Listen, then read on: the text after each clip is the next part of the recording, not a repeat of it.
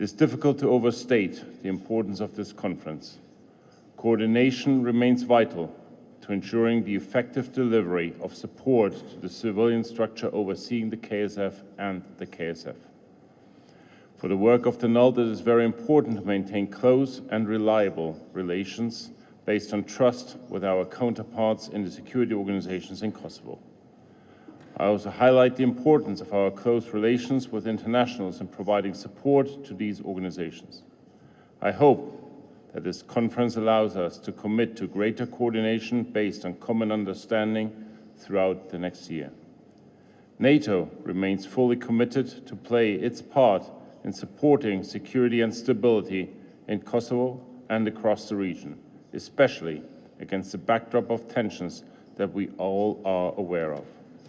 The NULT is one of NATO's two pillars of this support. As directed by the North Atlantic Council, our work helps the civilian structure overseeing the KSF to develop the much-needed policies. Our work also supports the KSF, particularly the National Guard, to develop capabilities to support civilian authorities in responding to crisis.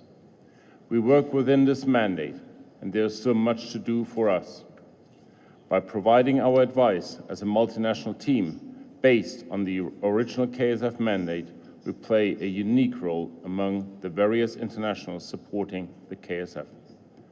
Over the last year, we have seen the threat posed to Kosovo by natural emergencies, including flooding and forest fires. The KSF has been instrumental in responding to these crises. The Search and Rescue International Training Center has international renown for providing top-level training and is planned to be a stepping stone for further regional cooperation. It is very important that Kosovo maintains these capabilities. As the KSF grows, the need for effective sustainment functions increases. It is not enough to have a capability if you cannot sustain it. The transition process should not neglect or overwhelm the maintenance of core force sustainment functions. Civil emergency response, like any other KSF capability, depends on having both the necessary people and the necessary resources. I believe that we all, KSF and internationals alike, have a responsibility to ensure that the capabilities we develop can be maintained. When developing and maintaining a capability, human resources and logistics are a priority and not an afterthought. The NULT is advising on these issues. On human resources, my team is capable of advising on recruitment, retention, training, career path development, and occupational specialism, regardless of touching a military or a civilian post. I also have a specific advisor dedicated to offering expertise on logistics, as well as advisors able to cover topics related to logistics such as budget and legal affairs. Logistics and human resources are not the only areas of NULT advisory support. It is a great honor to be here today as we celebrate this important annual gathering hosted by the Ministry of Defense of the Republic of Kosovo, aimed to strengthening both bilateral and multilateral cooperation in defense and security sectors. Since 1999, Italy has made a significant contribution in terms of personnel and resources to NATO's most important foreign mission, helping to create a necessary security environment for post-war reconstruction. A quarter century has passed, but our commitment to Kosovo remains steadfast even today, considering that Italian troops represent the largest national contingent with approximately 1,065 personnel deployed in the KFOR mission, with experts on the ground providing insights into best practices and helping to enhance Kosovo's capacity across various sectors.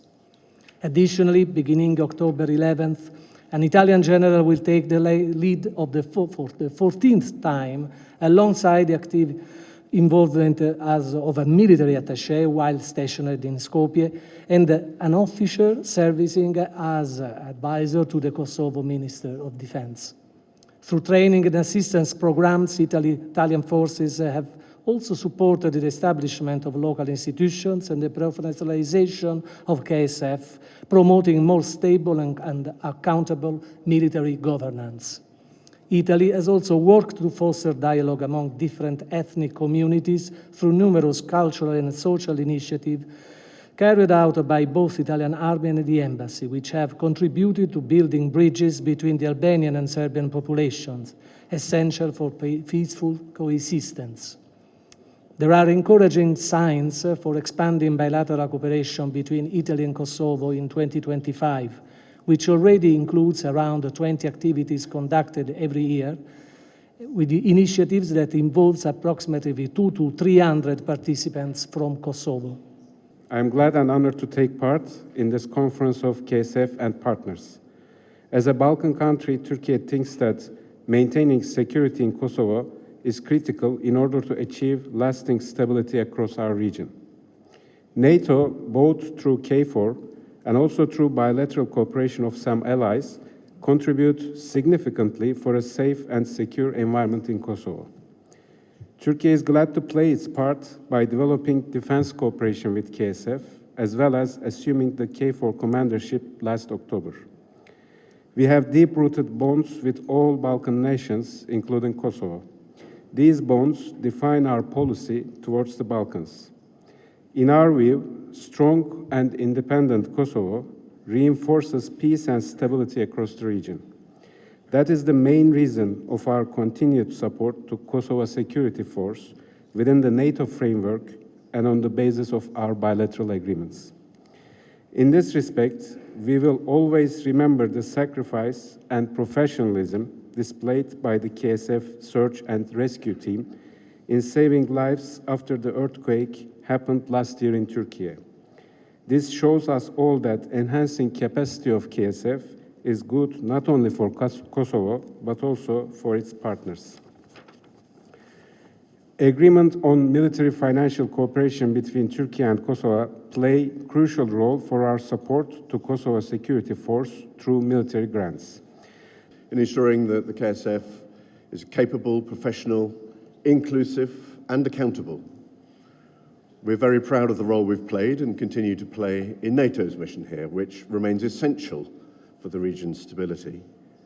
And we're glad that we are able to continue to contribute to the very important work of the NALT, as well as our direct support to the KSF and the MOD. We're extremely proud of all of those who have trained and been educated in the UK, including some outstanding participants, particularly women officers, and winners of awards at Sandhurst, our Army College.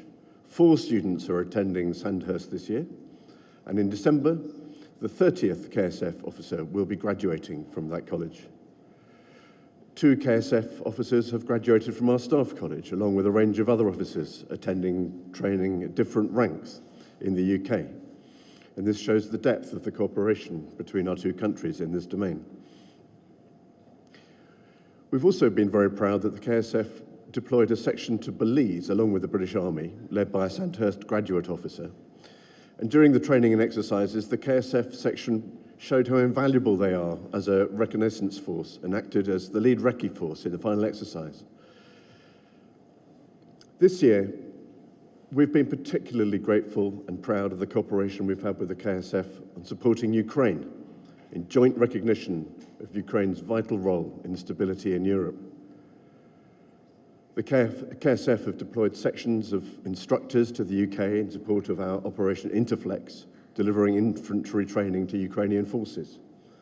The KSF are currently on their 2nd rotation of support, where their teams deploy for approximately 5 months at a time.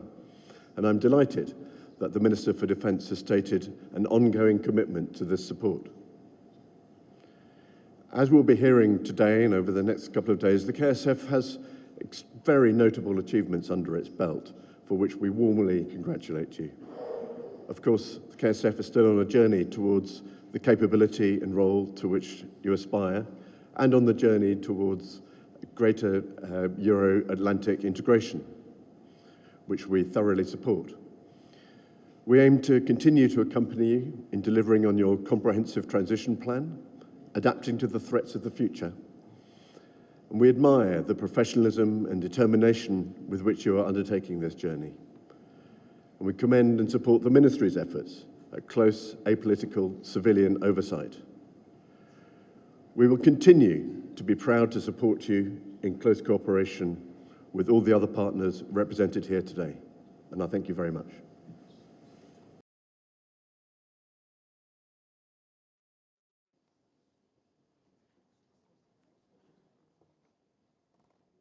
New ideas, share experiences, and further deepen our cooperation. I would like our strategic partnership. Now it's my pleasure to give the floor and officially open this conference to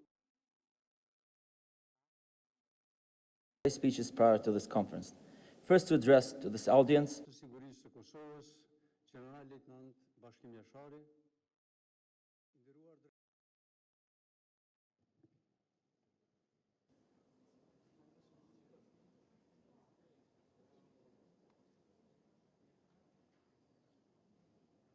Morning everyone.